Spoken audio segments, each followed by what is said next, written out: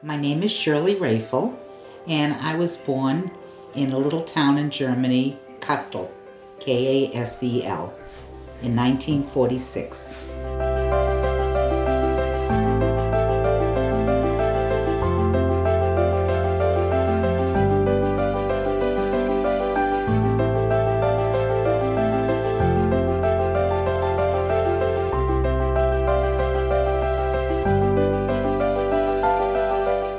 My name is Millie Lewis.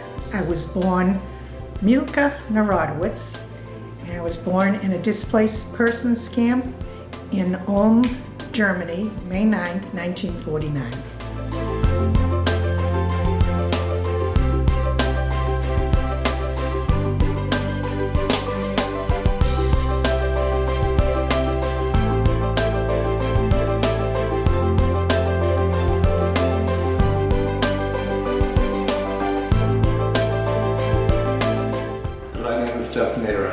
I was born in 1955, and I was born at Beth Israel Hospital in Boston.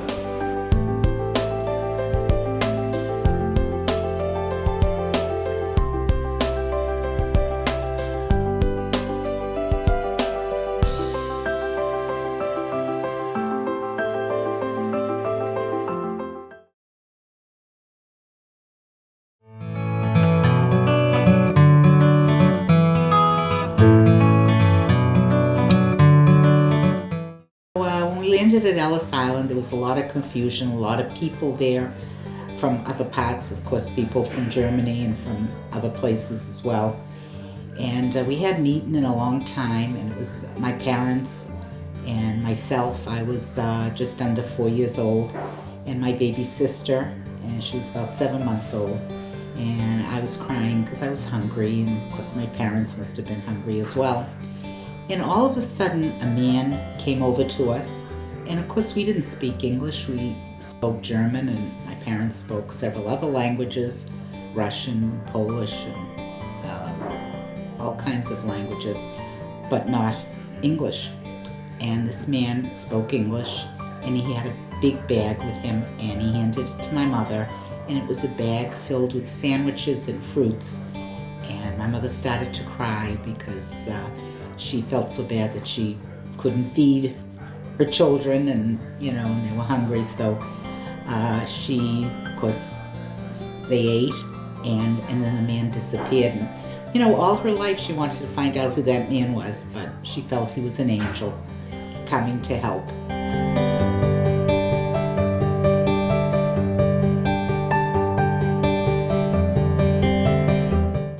I came to America when I was 8 months old. The only thing that I might remember is a story, I don't know if your grandmother told you. It was a story that my mother told me. When you go on the ship when we were going to America, everyone that is going to go has to have a physical. So lo and behold, the day that we were leaving, I was 8 months old, and I had a fever. So your great-grandmother was amazing, my mother. She always thought of how to get out of things. And what she did was, during the physical, the nurse took my temperature. And she noticed that the nurse was scurrying around, and she'd go from person to person.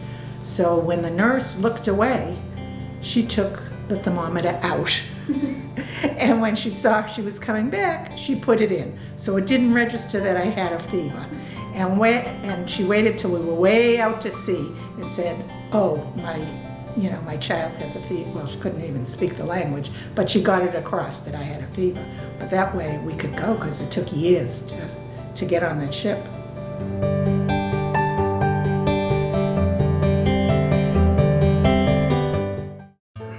We ended up taking a train to Revere because we had some relatives that had sponsored us. You couldn't come to this country without being sponsored.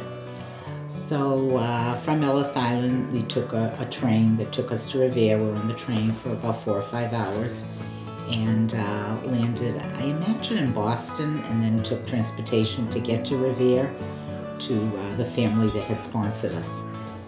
My parents worked during the day. My dad was a butcher and he worked in a shop. He worked very hard, he worked lots of hours. He worked 6.5 days a week. And my mother worked as a seamstress, and when I was very little, she worked out of her house and she would sew clothes for people that needed to have their dresses fixed, and she did that so she could be at home with her children. And then when she got a little older, she started working out of some dress shops. The first thing my parents did was try to learn the language, and so they went to school to learn how to speak English. And in the beginning, my mother was home with us, so she had me and then a baby.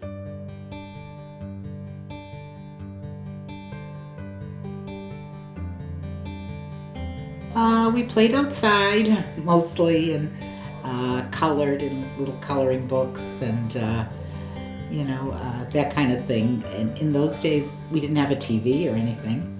And we sang songs as a family, and my parents were so grateful to be in this country and to have a little apartment and that they could call their own.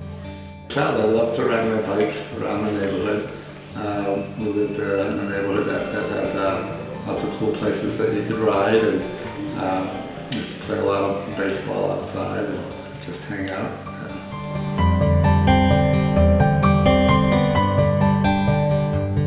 Totally different than it was today. I don't know how many people have said the same thing to you. We were just outside all the time. But even when we were real young, I think my brother was 5, Uncle Jeffrey, and so I was 11. I would take him out for the day to my friend's house or around the corner or wherever, and nobody wondered where we were or anything. We played ball outside and jump rope. And when it was time to come in, sometimes your parents would yell for you. So, they'd yell to try to, but we really decided when to come in ourselves. And we invented all kinds of games. One of the big games that we played was the Pharaoh and the Dancing Girls. Did you hear about this one? No? I thought for sure your grandma would tell you. So we lived in like a tenement house, apartments of 6 apartments, 3 on each side, and there was a staircase in the front of, I don't know, about 10 stairs. And because during that time, movies, biblical movies, were very popular.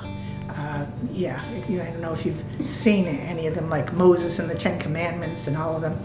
So we took it upon ourselves. Somebody was the Pharaoh, who was a girl, and somebody was the queen. A lot of times it was your grandmother.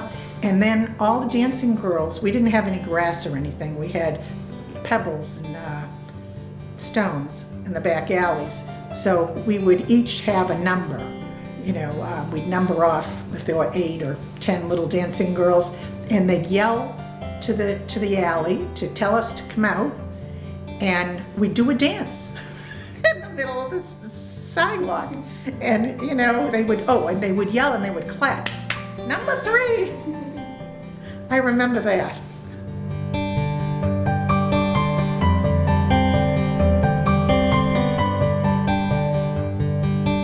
I was very young. I lived in Mattapan, Dorchester area. And a lot of the people who lived around us, like us, were immigrant families. And the immigrant families tended to be like our family, because we didn't really have an extended family, because my parents were survivors of the Holocaust. So when they came here, they really had no one. So we created this group of friends that were like our cousins, and we would just spend a lot of time with them on holidays and weekends and those kinds of things. Our first apartment was behind a grocery store, and it was 3 rooms, and what was funny is that we shared the bathroom with the grocery store. But my parents were so grateful to even have the 3 rooms, because when they were in the displaced persons camp in Germany that we came from, they shared one room with about 4 or 5 different families. Everybody was all together. So to them, they were really happy that they had a little bit of privacy, and sharing the bathroom with the grocery store didn't bother them in the least.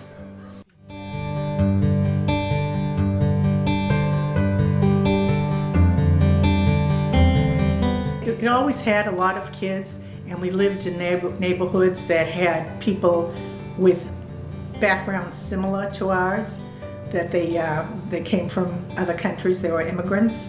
A lot of them would happen to be Jewish because they kind of congregated together. And it was a great family neighborhoods in Brookline. We lived on a street that was a little bit busy, but we lived in a 2-family house, and it was great.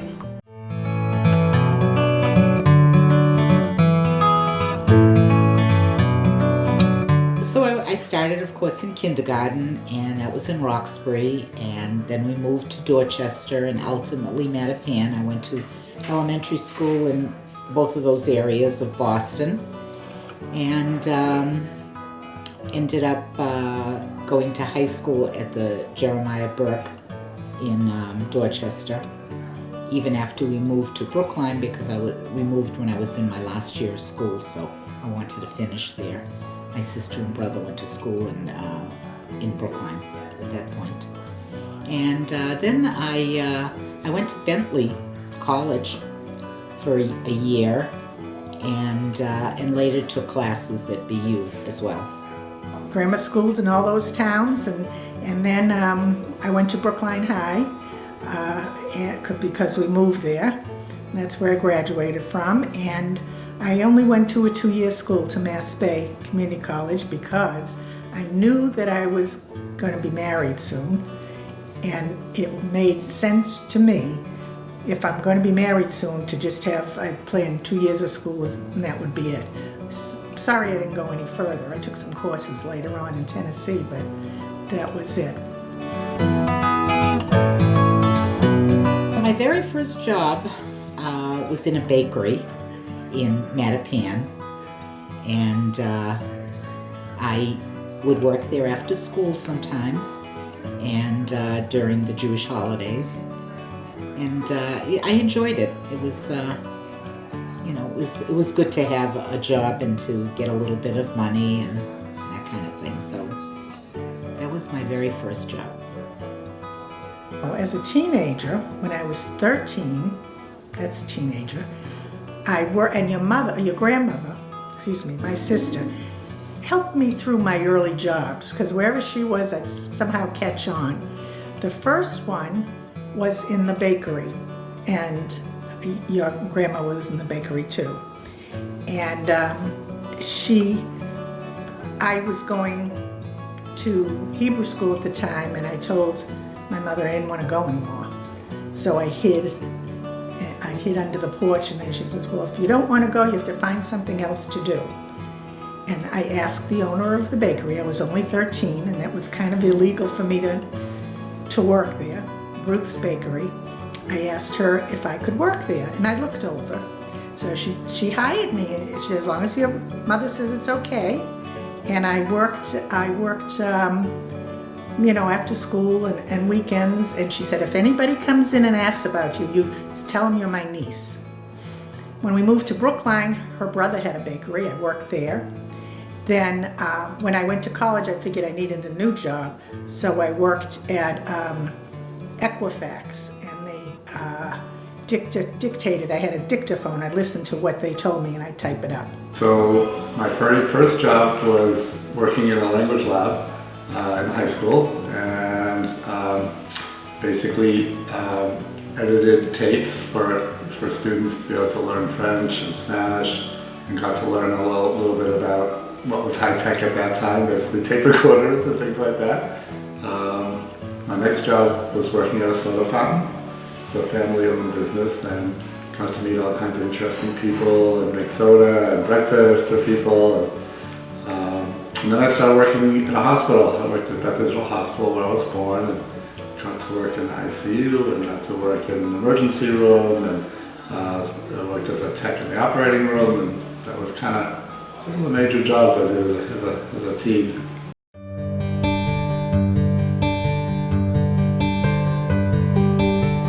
We were introduced. I worked with a woman, and her husband was very close with, who's my husband now for 50 years, and they introduced us. That's how we met. We were probably about 17 when we met.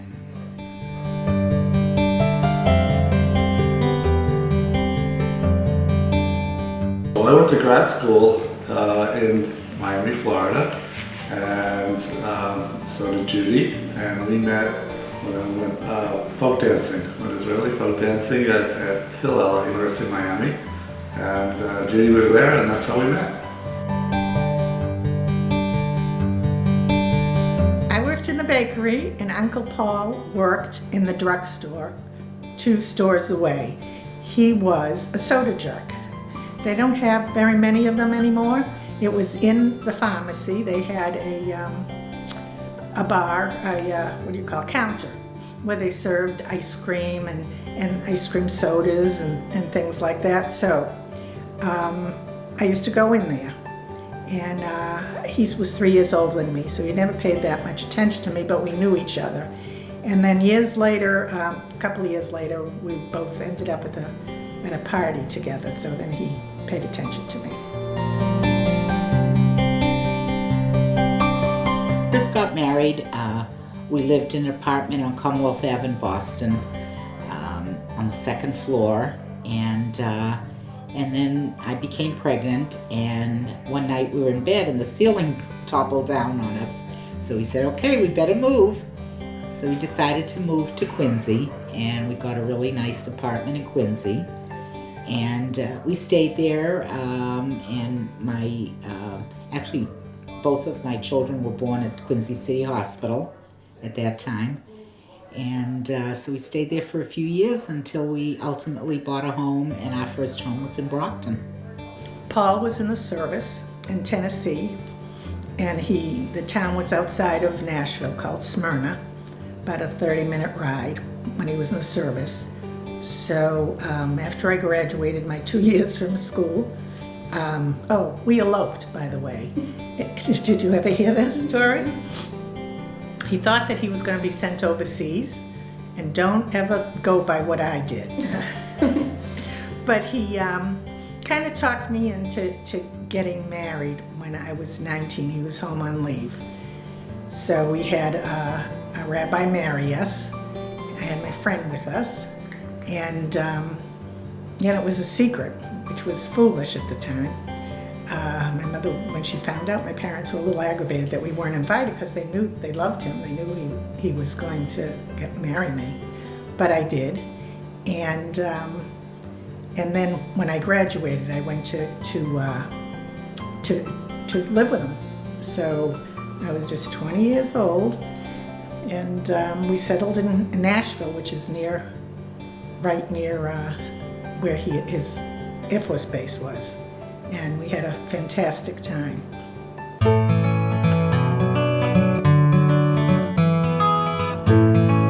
For my children, I'm a little prejudiced. I think they're awesome. Mirka and Elad were just awesome young kids. We actually adopted them, and Mirka was born in Russia. We adopted her when she was 4 months old. We were just so lucky to get her. And Ilan was from Romania, and we were equally lucky to get him when he was a year old. And they were both just very sweet kids, very easy to take care of, and we just love being their parents forever and always. I have 2 sons, Bruce and Brian.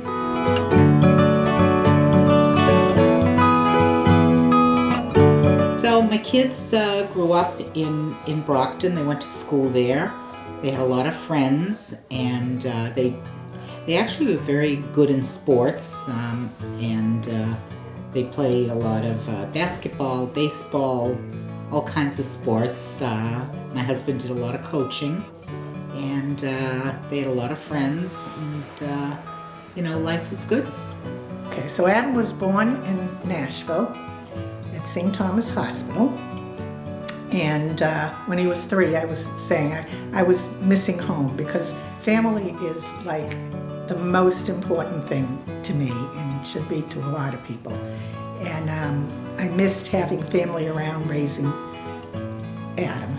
And so we did come back to Massachusetts, and then Todd was born 5 years later, and they were average, you know, they were good kids. Sometimes they acted up, but they were good kids. And we lived first in Brockton. Oh, actually, we lived in 2 different houses, but we lived in Brockton, and they went to the Brockton school system, and we had my sister, your grandmother, lived less than 5 minutes away, so it was nice. We got to see them a lot, and the kids played together. It was a good time.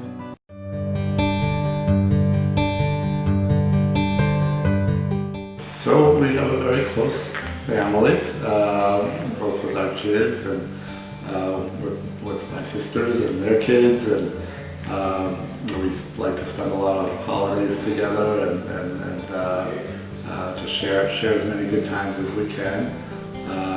So as my kids were growing up, we did different things. Obviously, when they were little, we do a lot of playing, a lot of games outside, going to sports events. Always loved to go to Elon's basketball games, and always would try to be there for them. As you know, Todd is with his family out in California, and that's kind of hard because those are 2 grandkids I don't see all that much. We do FaceTime. Luckily there's FaceTime. There wasn't any FaceTime when I was in Nashville, but we do FaceTime a lot of times when they're eating breakfast, because it's 3 hours different. So he's a reality TV editor. He does some producing, he writes, does a little bit of everything. And his wife, Samantha, runs a company. She owns a company that is dog walking and I think food distributing too. And they're out there, and I hope to see them this spring. They're wonderful kids. I rely on Todd to do FaceTime a lot, he calls. And then I have kids here I have Adam, who lives 35 minutes away from here in Newton, and he has 2 boys. Oh, and Todd has twins, a girl and a boy, and Violet and Julian, and they're 8 years old. And Adam here has 2 kids, 2 boys, and they're Jacob and Ezra. And they're the light of my life, all 4 grandchildren. I'm very happy that I'm able to get them here. Matter of fact, Ezra spent the night the other day here, and we get to do all sorts of things together, and I love visiting and listening to Jacob. He's at a young age of 11. He's an accomplished violinist at New England Conservatory, and Ezra is just turned 7. And he's taking piano, and he's doing very well too. And Ezra gives the best hugs. My children, of course, were the loves of our lives. But when the grandkids came, we have 3 grandchildren, that was really the loves of our lives. They are fabulous.